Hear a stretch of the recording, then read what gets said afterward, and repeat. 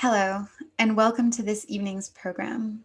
My name is Lauren Mackler, and alongside Miriam Ben Salah and Aike Onyewenyi, I'm one of the curators of Made in LA 2020, A Version. Made in LA 2020 is the fifth iteration of the Hammer Museum's biennial and is currently on view at the Hammer and at the Huntington Library, Art Museum, and Botanical Gardens, as well as in spaces in between throughout the city. I'm really thrilled to welcome you to tonight's biennial related program, a conversation between Hedi El Kholti and Abdellah Taïa. I'll tell you a little bit about each one of them and tonight's event. Hedi El Kholti is a publisher, a writer, an artist, and a film programmer. He was born in Rabat, Morocco, and raised in Casablanca. He spent some of his early adulthood studying in Paris and moved to Los Angeles in the early 1990s. Where he worked in the entertainment industry for a few years and then continued his studies at Art Center in Pasadena. In 2000, he co-curated Gary Lee Boas's Starstruck, Photographs from a Fan at Deitch Projects in New York, and co-published a catalog for the exhibition.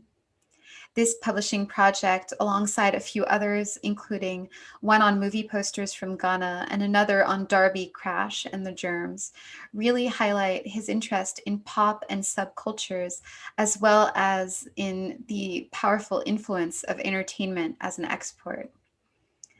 In 2004, Hedi became a co-editor of Semiotext, the famed philosophy, critical theory, literature, and art press in LA, alongside Chris Kraus and Sylvain Lotringer. Together, they publish an ambitious roster of new translations and original publications each year. Hedi is a publisher with vision, stamina, and patience, and an eye for texts that have been overlooked. A trusted reader and friend of many writers and artists in Los Angeles and beyond, he's also a cinephile.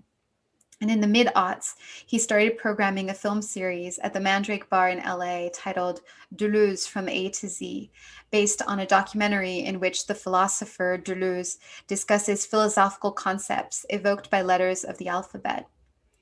In his screening series, Hedi pairs each letter's segment with a curated roster of films. But these are not academic screenings. The pairings are much more intimate choices, presenting the public with an unfiltered and untheorized series. As part of Made in LA 2020, we're going to be presenting one of these screenings, M for Malady, later in the summer, so please stay tuned for that. So in parallel with his publishing and programming activities, Hedi has maintained over the years a collage practice. Sometimes glossy, sometimes Xeroxed. The collages draw content from various eras and include movie stills pulled from magazines, book covers, and images from art publications and gay magazines.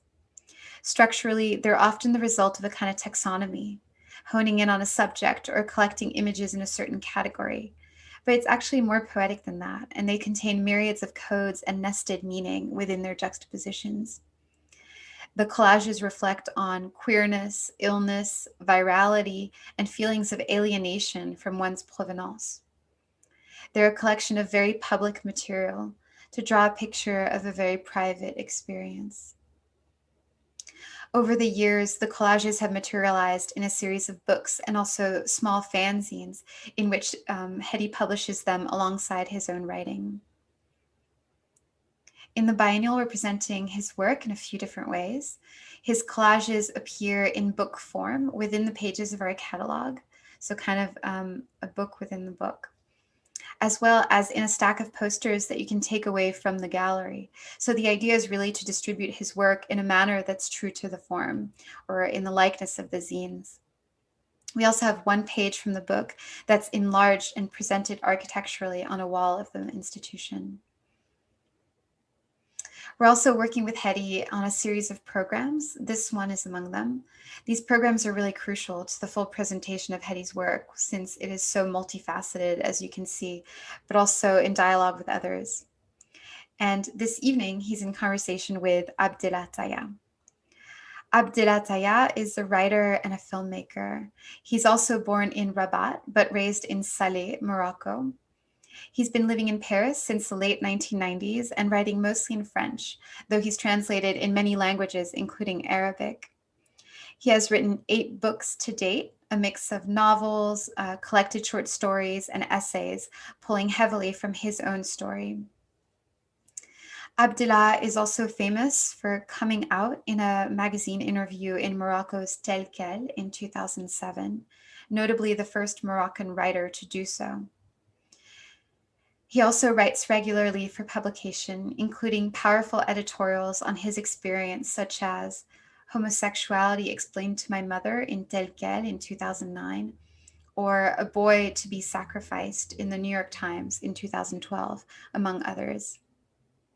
In 2014, he turned one of his books, L'Armée du Salut, or Salvation Army, into a film, and it was nominated for multiple film festivals and won awards. As a writer, Abdellah has a distinct voice, cadence, and a sensorial quality to his writing, which is often comprised of short, forceful sentences at odds with the French literary traditions. He has described that the sounds, tastes, and smells of his hometown permeate his writing. In an interview, he once said that he aims to write with sincerity and monstrosity and with extreme ambiguity. Realism and ambiguity are, in fact, key forces to his writing. Vantage point is also really important and interesting, and he makes very interesting use of first person in his stories.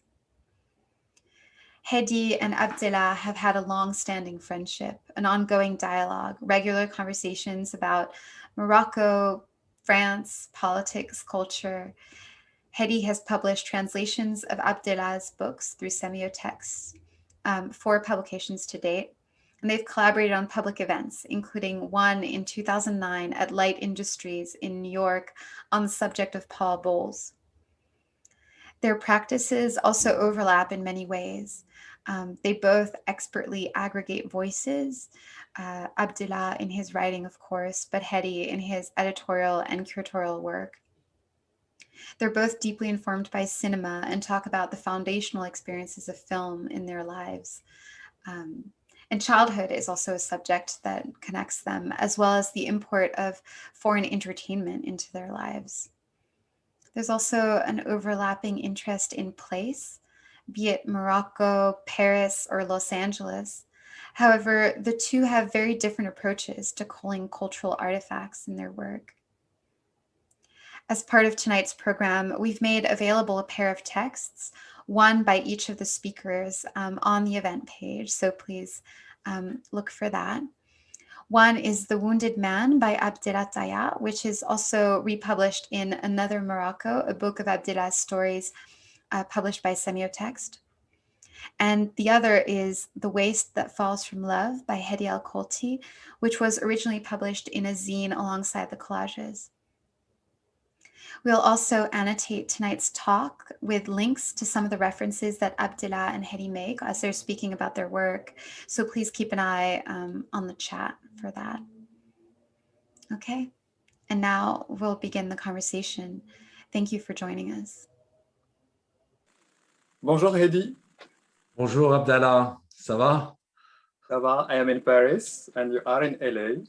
Yeah. Hedi, do you remember the first time we met? Yeah, I remember.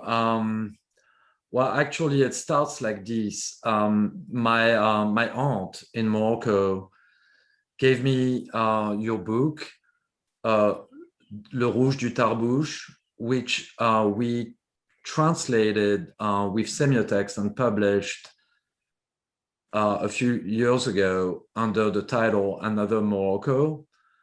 And it's a collection of short stories, and she gave it to me for Christmas and told me this is a very interesting Moroccan writer, and I started reading it and really loving the stories. Also, I should say that you insist on having your books published in Morocco and available for Moroccans readers at a very low price. So it was the Moroccan edition she gave me.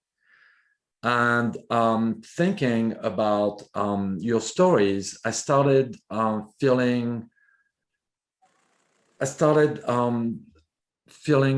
seeing a lot of connections with things you were writing about your childhood in Saleh, near Rabat.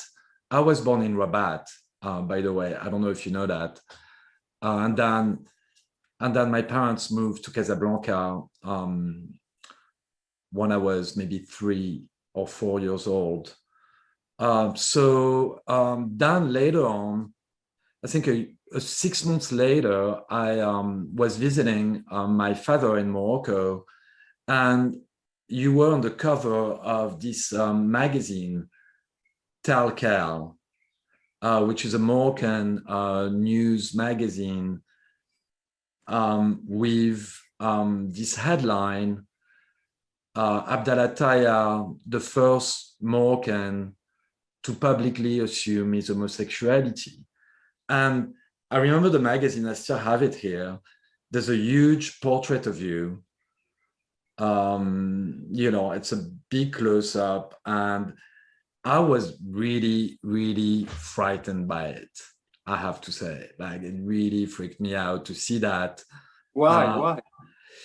I don't know, because, growing up in Morocco, homosexuality is something that's illegal, and also in the culture, but very hidden. Obviously, if you're the first person who comes out, that means that no one's done it before. So there was something really, the boldness of that move, and reading the interview really, was startling. And I don't remember is that when Salvation Army came out that you did that interview? Yes, it was in 2006.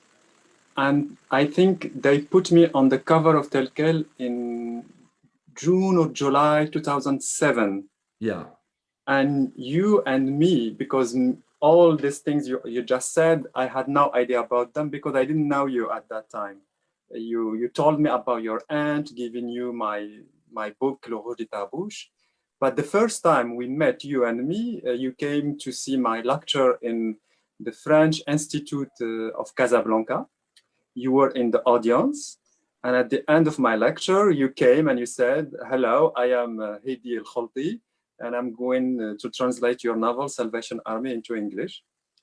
And then I think we didn't even decide that. We started walking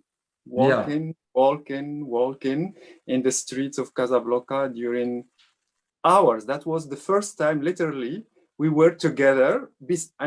Beside the things you just said about me and about my books, and about that gesture of coming out, it was just two Moroccans meeting up for the first time. And maybe I think we were a little bit shy. We didn't know what to do. So we did this thing that a lot of Moroccans do actually until now, because we are not allowed to bring that much unknown people to our families. So we just meet our friends and we walk for hours in the streets of our towns. And that's what we did, isn't it? Yeah. So what happened is that then I kept the magazine, went back to LA. I ordered the book, Salvation Army. I read it and decided to publish it.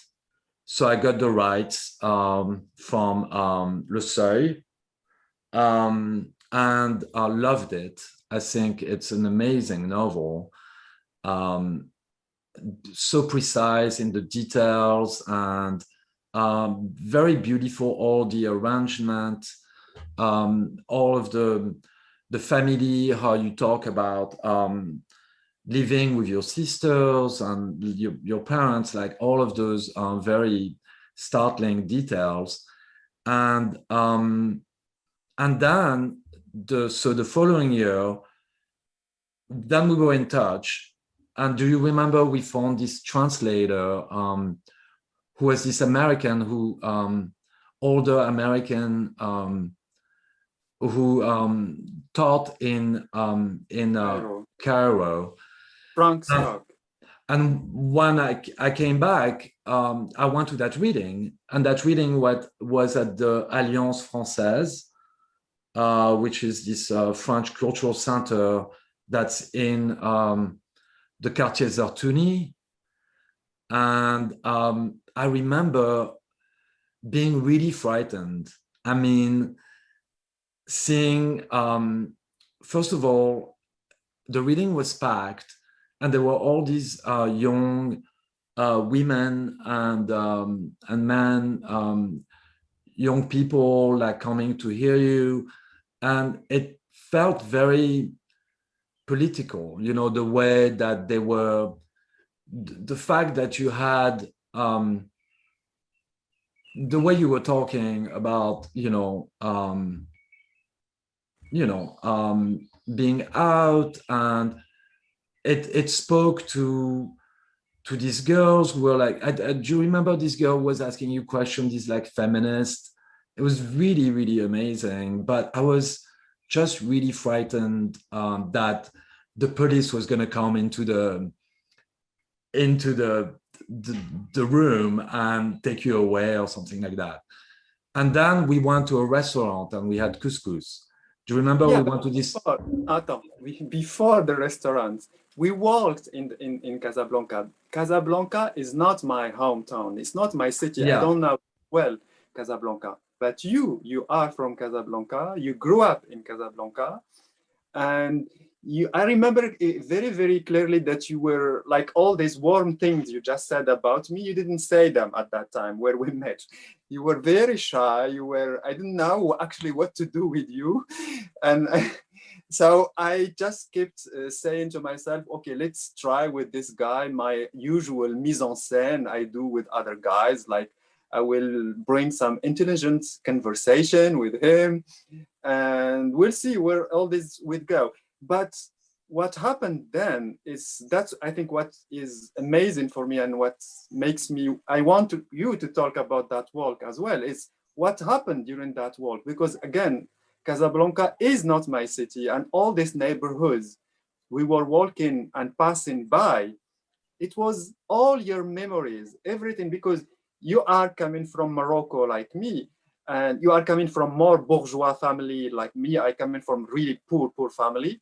But all these places we were walking in, it was literally the places where you learned about life, where you learned about politics, or where we were passing by movie theaters, we were passing by the places like by the French colonial the neighborhood, the old Medina, Medina al-Qadima, passing by the sea, all these places, they didn't mean that much to me, but for you, it was all your life. So now you are in LA and you are kind of fancy in LA, but in Morocco, in those popular places we were passing by, I think little by little, I forgot about my cliche, my usual mise en scène of trying to dominate the other with my intelligent words. And suddenly you took me to, like, little by little, you were saying, I did something here, something happened here. This is the movie theaters where I used to go, in Bollywood movies here, and a lot of things. And at the end, what happened? Do you remember? After the restaurant. No, I don't know. I think at the end, we found ourselves, I don't know if you planned that or not. We planned before leaving, you said, by the way, this is the building where I used to live. We did a big tour. Yeah, we did a big tour, yeah. Like maybe we were working for like 3 hours. I remember. Yeah, we just kept walking and talking. What were you feeling at that? Like me, I was doing the conversation intelligently, but you, it's something else for you, I guess. Well, I mean, for me, it's strange because all these years, like in the last, maybe, I want to say, I've been in LA for 29 years. And for the last maybe 20 years, Casablanca that I go to, when I go visit my family, I usually I stay. They live they live near the well, I mean near La Corniche, near the so further away. So not in the center of the city. And I don't have a car. I don't rent a car when I go. And usually I stay around, I stay around the house, or I don't really go out that often. I don't walk in the streets like I used to. And I think that night, what was strange to me is that the French cultural center is very near where I grew up. The apartment where I grew up, where we ended up, finding, and all my friends lived around it in little houses, little houses that now have been converted in buildings. So that neighborhood has really changed. Like the whole city has changed so much in 20 years, of course, and I see it now with Los Angeles, like how much when I drive, I'm like, oh my God, like what used to be here, and I see a new building. So that was startling, but also a lot of places are still there. And when I was a kid, I used to walk everywhere. I used to walk to bookstores, like these like used bookstores, movie theaters. I mean, I like that neighborhood. I used to walk for hours and hours. I used to go to cafes. I had this very kind of free childhood where I just walked around, and I never felt a sense of not belonging in the streets, or some. So why then you said earlier that you were frightened when you saw me on the cover of the magazine and then giving that lecture? Why were you frightened? Because my memory of Morocco is a place where you don't express something about yourself. Like everything is like very hidden and repressed. Everybody does everything, or it's but you can't ever state it. And so such a bold statement felt really frightening. And you told me even yourself. But you say frightening, but at the same time, when we were walking, you and me, you didn't seem frightened with all these memories. It seemed kind of happy memories to me. Oh yeah, no, I'm not frightened by being in the city. I'm just frightened about how you put yourself in danger on some level by coming out the way you did. You told me that story that when the magazine came out, you hid yourself in the hotel, you were in Tangier, and you just started putting furniture in front of the door. So, I mean, this is what I'm talking about. Like, it's that fear, it's communicated. We both feel it. We both, I didn't come out until I moved to Los Angeles. I had to go that far away to just even feel the possibility of, of coming out. It's really scary. I mean, I don't know. It's not just the police. It's also the patriarchy, my father. It's just, things that I would hear, like the country is not ready for someone, in my family, they would say. But I want to insist again. Yes, this fear exists in Morocco, and it's a very political fear instilled in Morocco by the people running Morocco on the Moroccan people. Because if we look at the Moroccan history during the French colonization and after at the end of the colonialism in Morocco, there was a lot of political protestation we had, the famous Mehdi Ben Barka, who wanted really to put democracy in Morocco. So yes, the king of Morocco, the the rich families in Morocco that you knew at that time, they didn't want to share that with the rest of the Moroccans. Yeah. So I want to insist that, yes, there is this fear that even in me, I felt and I knew about. But at the same time, this fear didn't stop us, didn't stop me. And I think it didn't stop you at the same time to have extremely moving and important experiences there that are not only defined by the idea of fear. And I think that's what moved me the most during our walks, our walk in Casablanca that night. It seems like yes, the fear is in Morocco, but it's just put there on TV when the king is speaking or some big important people are speaking on Moroccan TV, but they are just on TV. Of course, there are fears in the streets at the same time, but you and me, we were walking and we were passing by all these crowded places. And it's really, it seems magical. And it seemed, because we were walking toward the sea, like La Corniche, we were going toward the Corniche. And without us, you and me deciding on anything, it just, we kept walking and you talking about extremely moving things that somehow have nothing to do with fear. Yeah, I mean, as a child, I feel like I was very free, you know, and unsupervised because my mother often would go away and, you know, she wouldn't come back. Once she would say she would come back, she would stay another week. I just sort of manipulated. My parents were divorced. Sometimes I would stay at my mother's house alone. I would go out at night. I would go to those cafes near the port, you know, and felt like, oh, and nobody minded me. I would play with a pinball machine and like just look at, you know. And you went to the movie theaters. You told me and I went to the movie theater. These movie theaters were closed when we were passing by them. Yeah.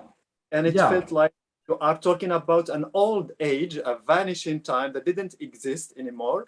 But yet for you, the way you were speaking about it, it seems like all your images, the images and the collages you are doing now, and your art now, is somehow what is coming from there, from that's the impression you gave me. It's not, yes, in your collages and your art, you find, I don't know, Dirk Bogarde and Todd Haynes and Bergman and all these very important cultural figures in the West, but somehow the air, the atmosphere, it's all coming from the streets of Casablanca, and it goes beyond. This is how I see them.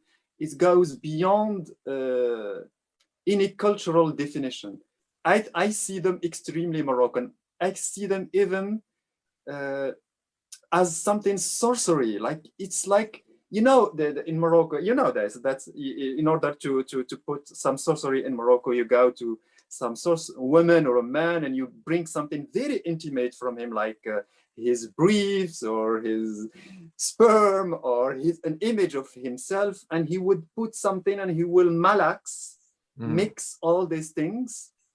And it created something that seemed bizarre, but at the end would create something, an atmosphere, something, an atmosphere, and something from another world. I found one time in my mother's closet, I found a sword with like hair and all like a big, like wrapped, and it's who put it on her? I don't know. We never found out, but it's a spell. And why? What? Why? I don't know, and I don't know. I didn't know what it meant. And my grandmother was also doing a lot of, you know, things with chickens, and it's just all. I mean, in every segment of the population, there's a lot of that going on. But I think, okay, for the collages, I think for me, it's more, if it's connected to my childhood, or Morocco. I think it's more connected to the feeling of not understanding something, of like receiving all these images and having no way to decode them. And often I feel like, to me, when they're successful, or, you know, I don't know if often they are, it's more like a way to put together or to conjure the feeling of not understanding what these images meant. Like to put myself back to this place of, it's almost like a visual, you know, like dyslexia, you know, or like illustrating a mistake in understanding something and seeing something that you're Give me an example. fascinated with. Like, for example, yes. Yeah, for example, An example of a collage you used to do at that time when you were still a teenager in Casablanca. oh, I didn't really do collages when I was a teenager. I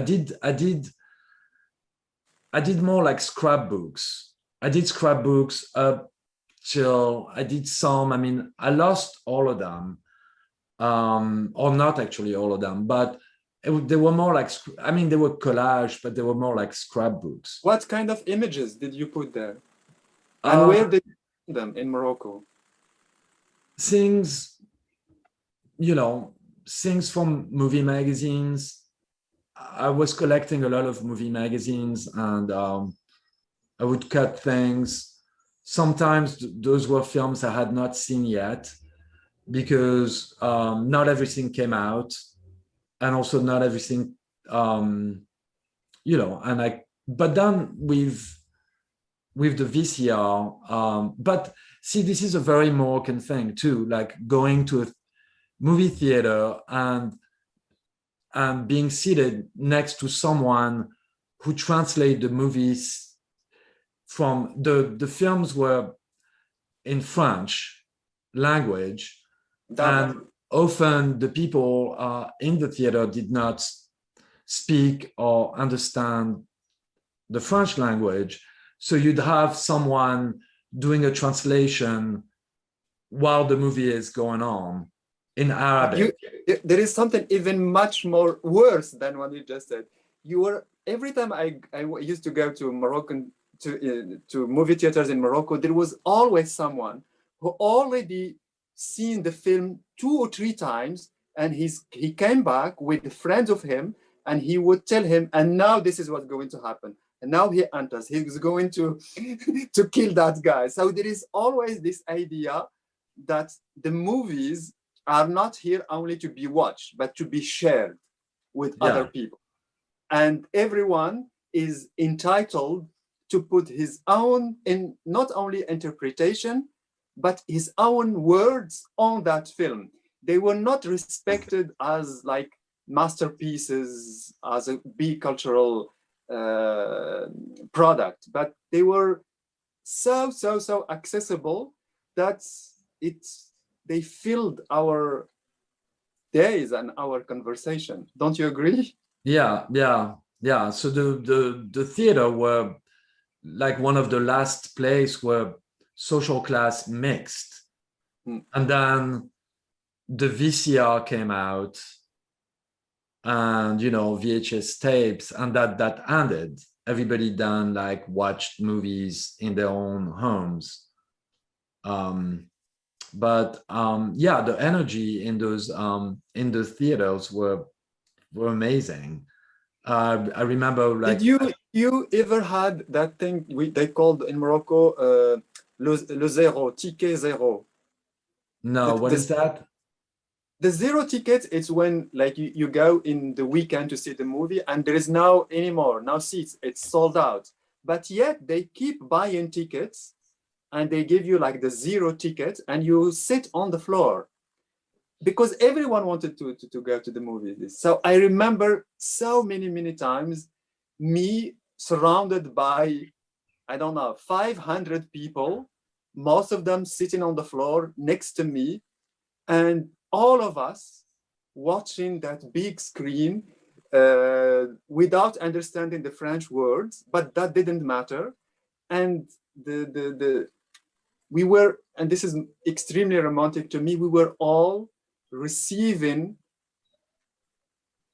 the images at the same time, all of us, like a group of bodies next to each other, sometimes caressing each other, having sex with each other, and on the floor, but we didn't mind sitting on the floor. And so, yes, I had that privilege you didn't have, the zero tickets. No, yeah. But yeah, I mean, yeah, this very incredible energy that that you could feel in the room, in those, but also receiving information, you know, like, I'll give you an example. Like when I was like 10 years old, my mother like dropped us off to see Saturday Night Fever. And it was just crazy, like at night, you know, at like 10 p.m. To go see this movie, and which is actually quite violent. There's a suicide, there's a rape. I mean, a sort of like gang, you know, there's a lot of sexual, you know, it's not, you know, she thought like, oh, it's the disco movie and it's going to be about dancing or whatever. I mean, so it was just like me alone with my sister in that. So like, there's a lot of memories of these very strange things like that. I think everybody has that probably, that you're not really meant to see, and not understanding how to pass them.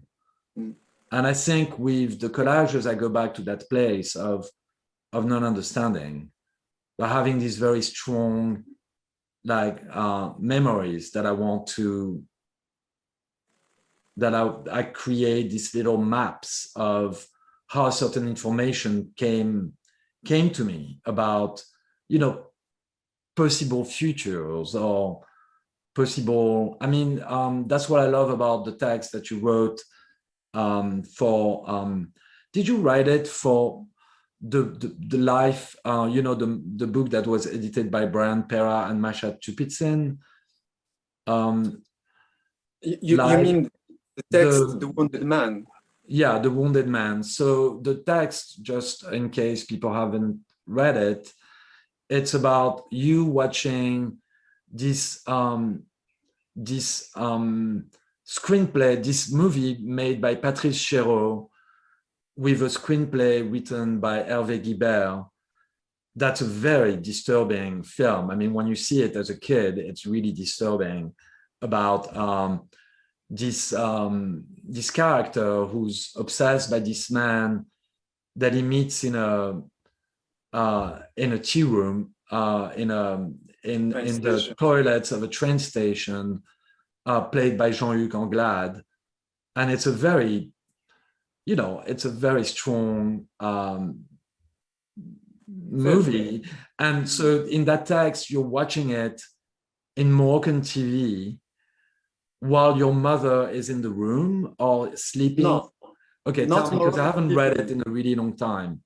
Not Moroccan TV. At a certain time, we could have the French channels in Morocco. Yeah.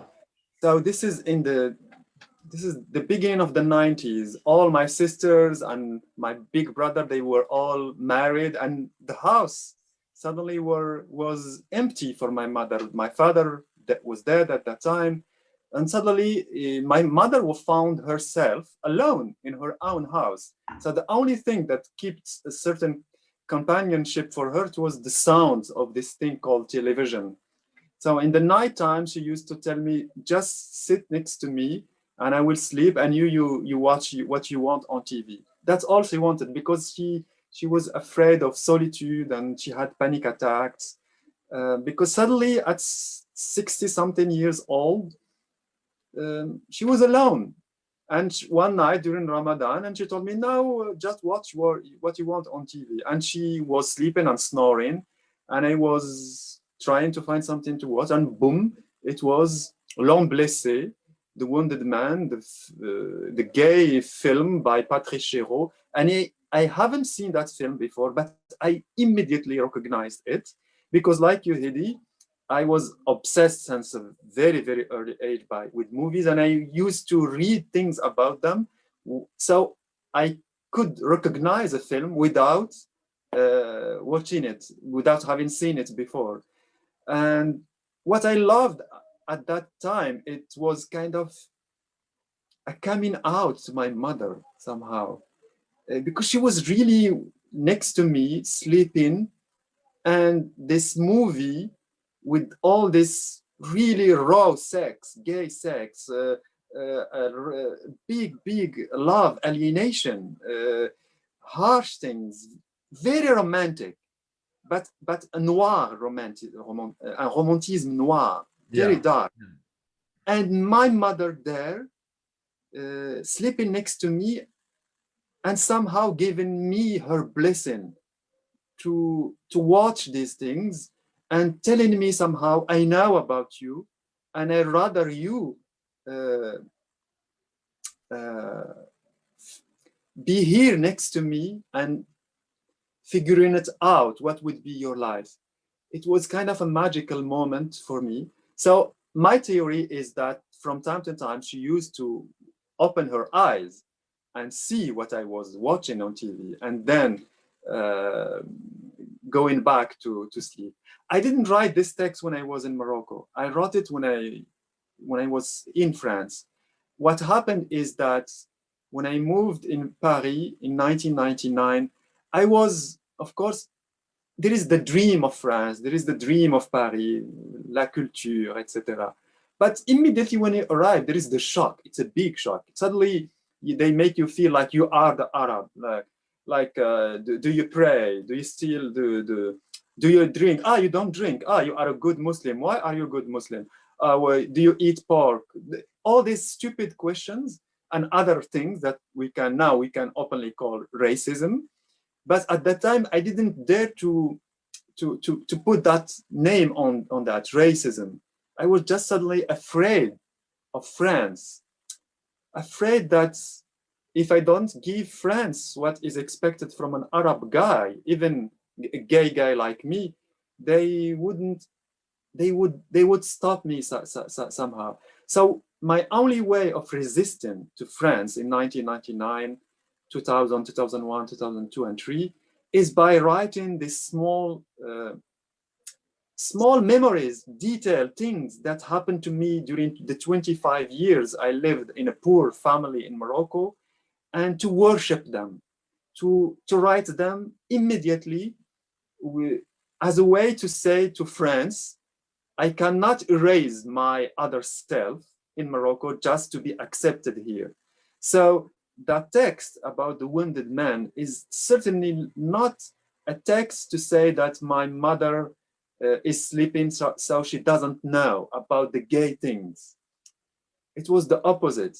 It was that even my mother was not shocked by a film as noir, as dark as The Wounded Man. And somehow, Hervé Guibert was no stranger to my mother.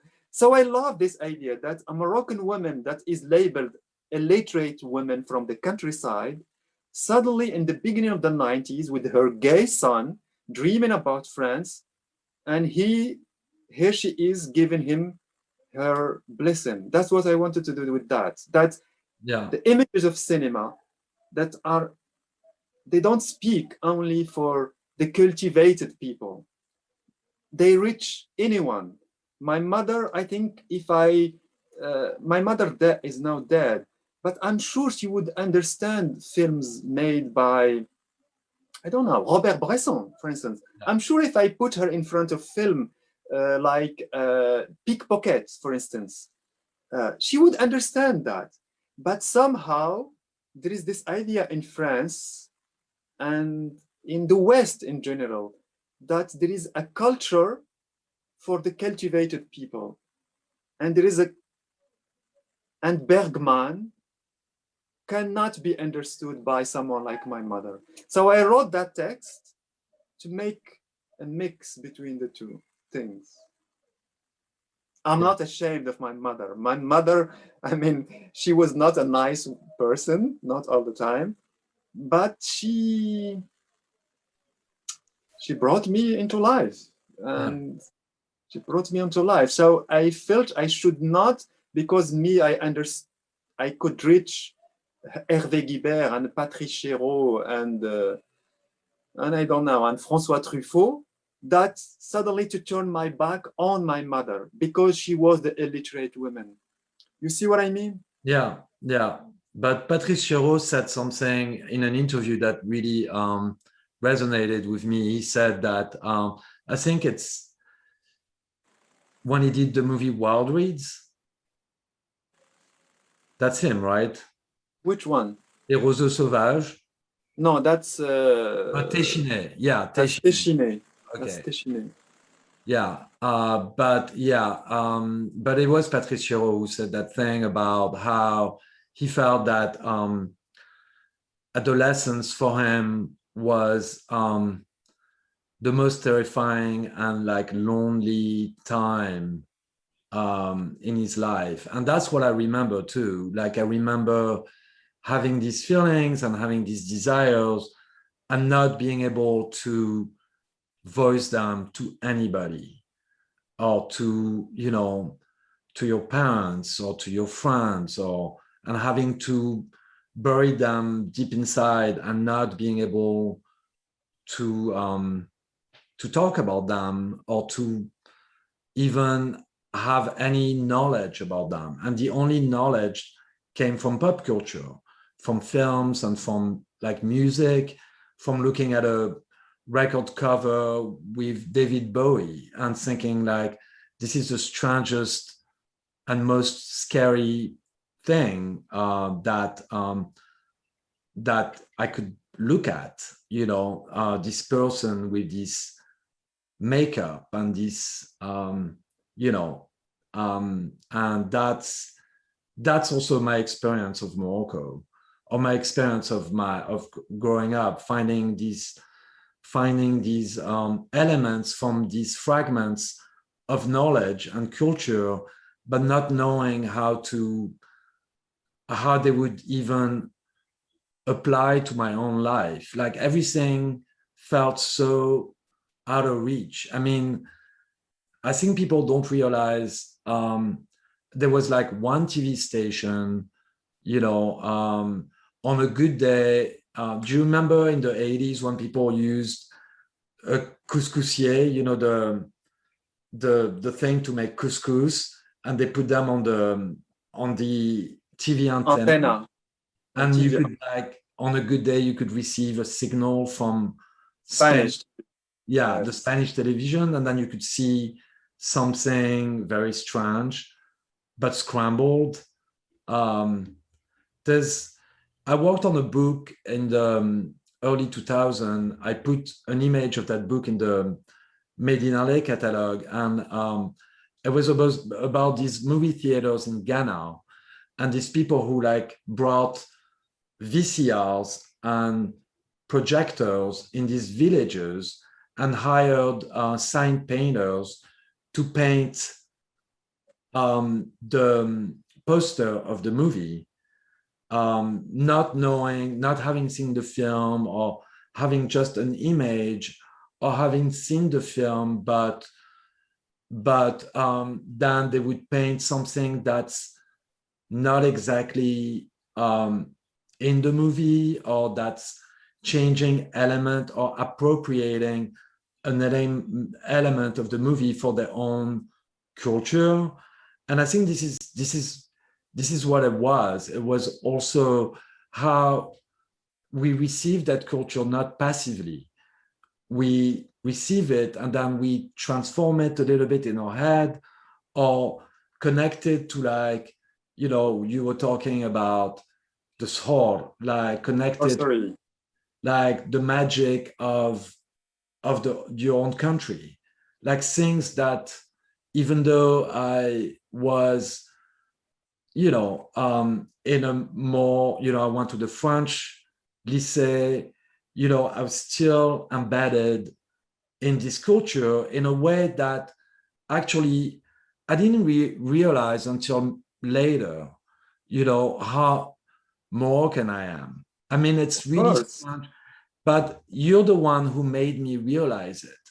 Because when I moved in LA, everybody assumed that I'm French, and I am partly French, but that's the only thing that it's the only thing that they see, you The know. other day, when I was talking to you with Skype, I told you you were complaining again, Hedi, and you told me this is my way of speaking, la complainte.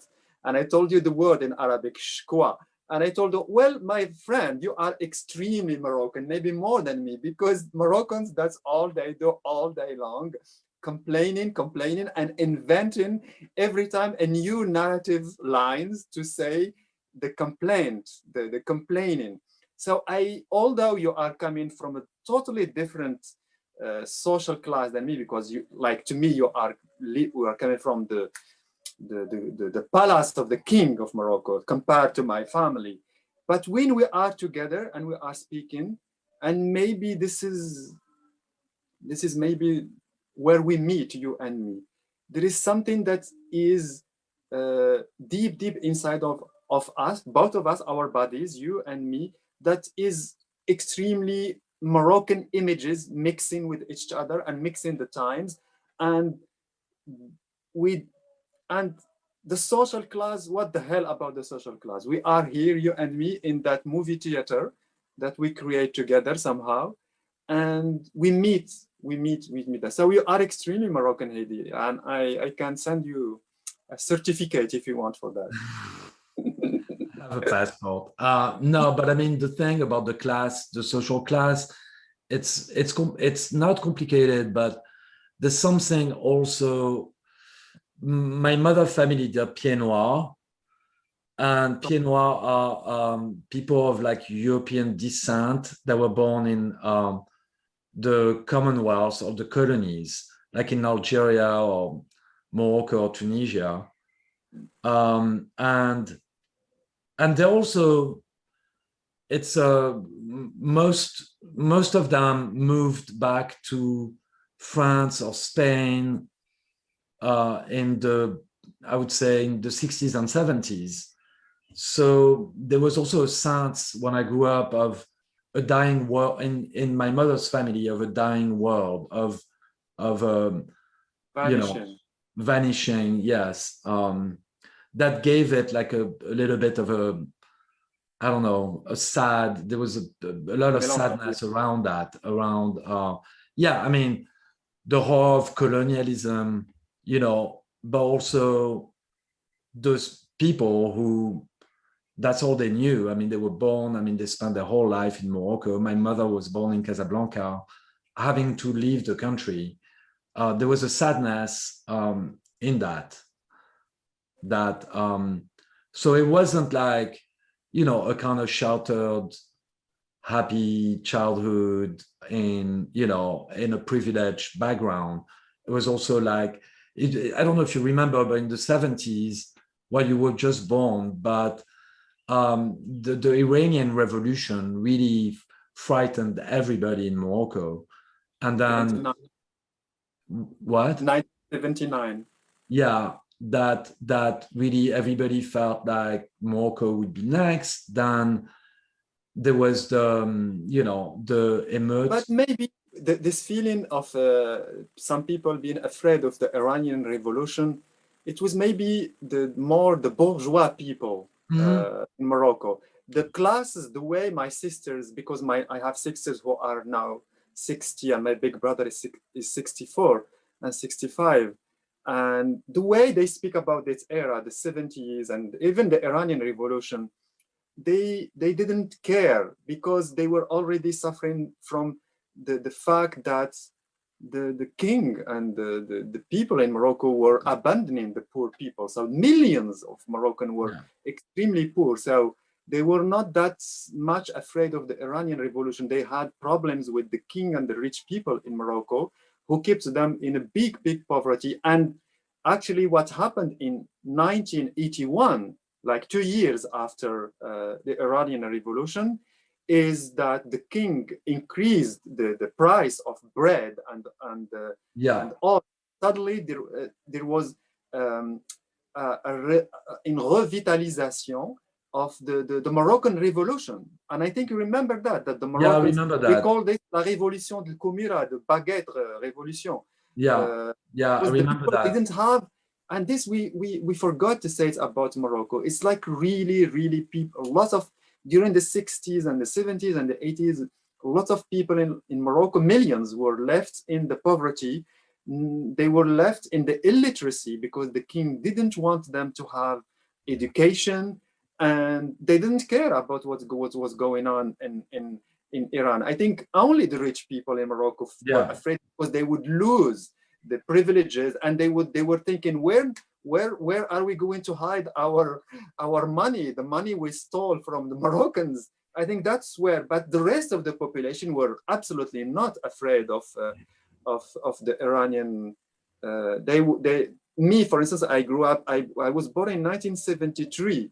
So my first memory of life is my parents, and especially my mother, trying to figure it out every day, what to put on the table as food. They didn't have any money, and every day it was literally a struggle.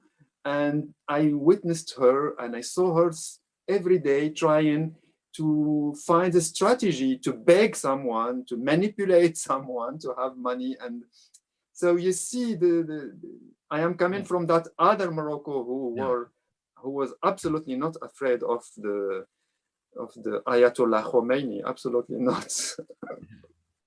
But how about Egyptian cinema? What was your relationship with that in Morocco? It's more something that I saw in Moroccan television. Me too.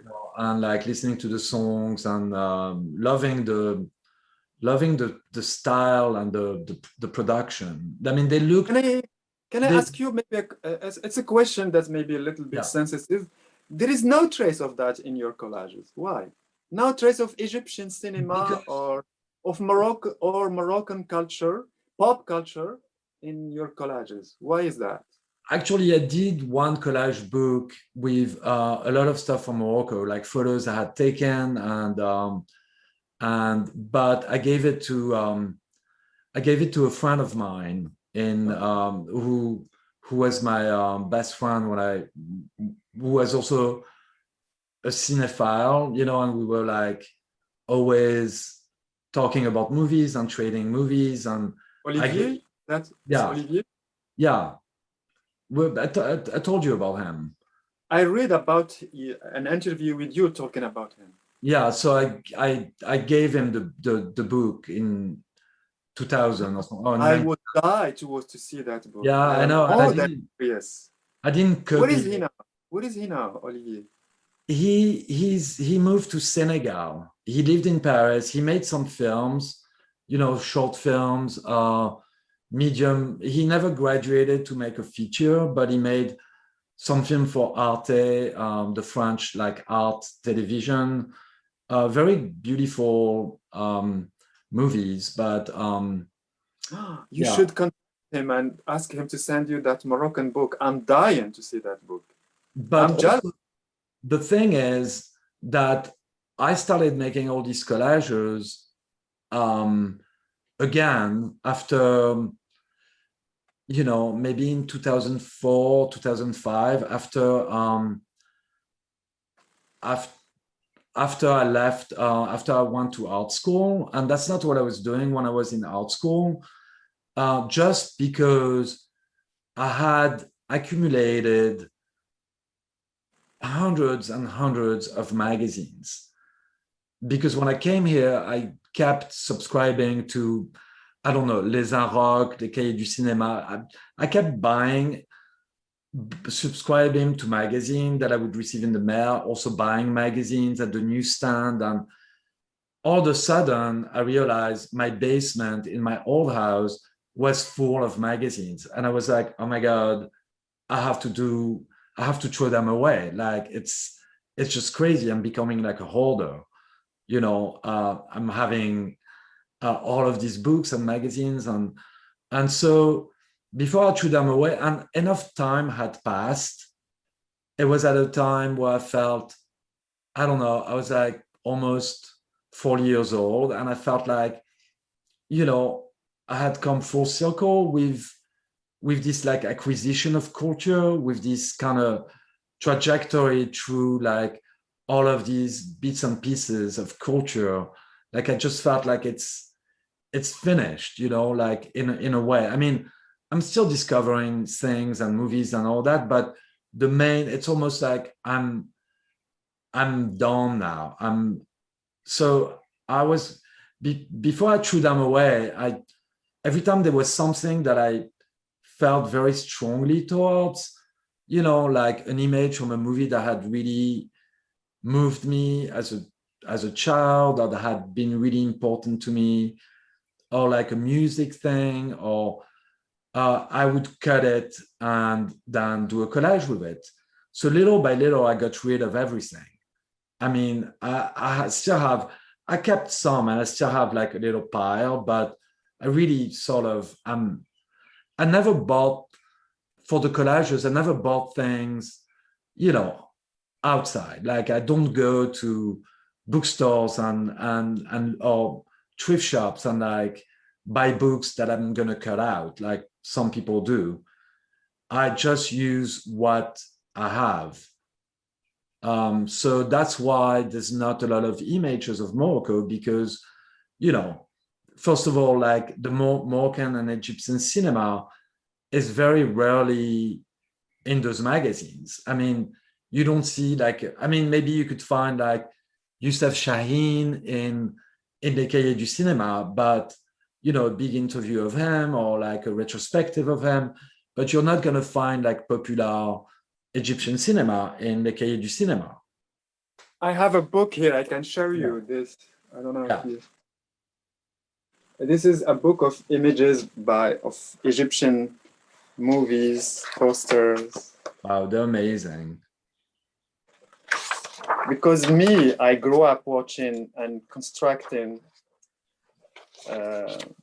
my identity as a gay person, as a Moroccan gay person, with these big Egyptian stars. And so this is my only criticism to you, Hedi. There is no traces of this in your work. You see, this is Fatin Hamama. Anyway.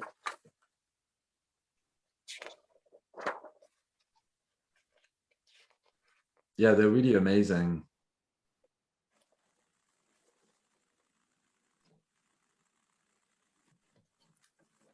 And that will be your next level.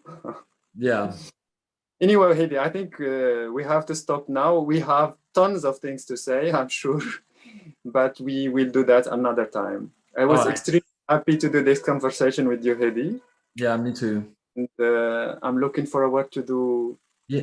Maybe we could make one day a book of conversation. What do you think? Well, we were supposed to do that live when you were coming to Los Angeles for the release of your new book.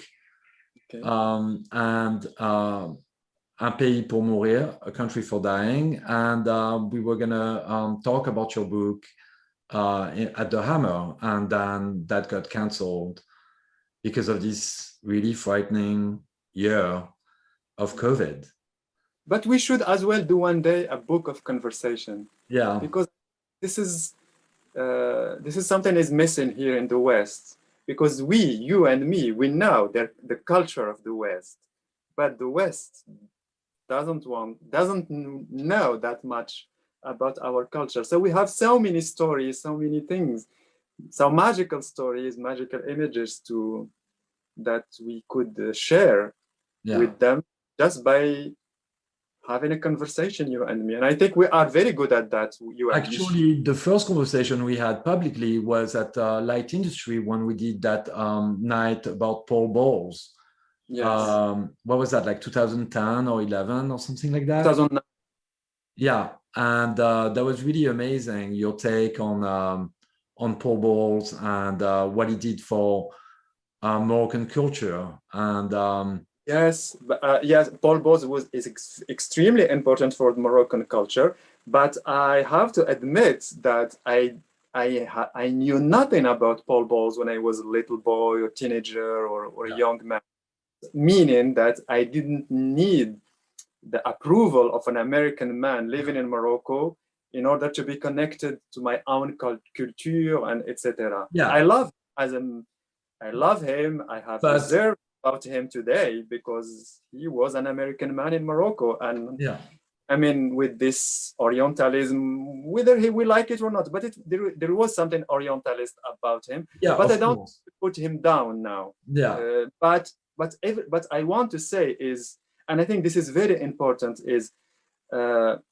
Moroccan guy or a Moroccan girl doesn't need someone like Tennessee Williams or even Jean Genet yeah, to show him or her what is interesting in him in his or her own country. yeah, I but am there's from the interior, yeah, the yeah, inside. of course, Abdallah. But I mean, this. I think if I remember, one of the argument that you made about Paul Bowles is that um, the role of like also passing the culture, passing like translating Mohammed Shukri, or the role of a That translator, the role of a publisher, which that's something very important he did, and I think because he was very fascinated with the stories the Moroccans tell each other on a daily basis, and he translated some of them, and it was published in big publishing houses yeah, in America.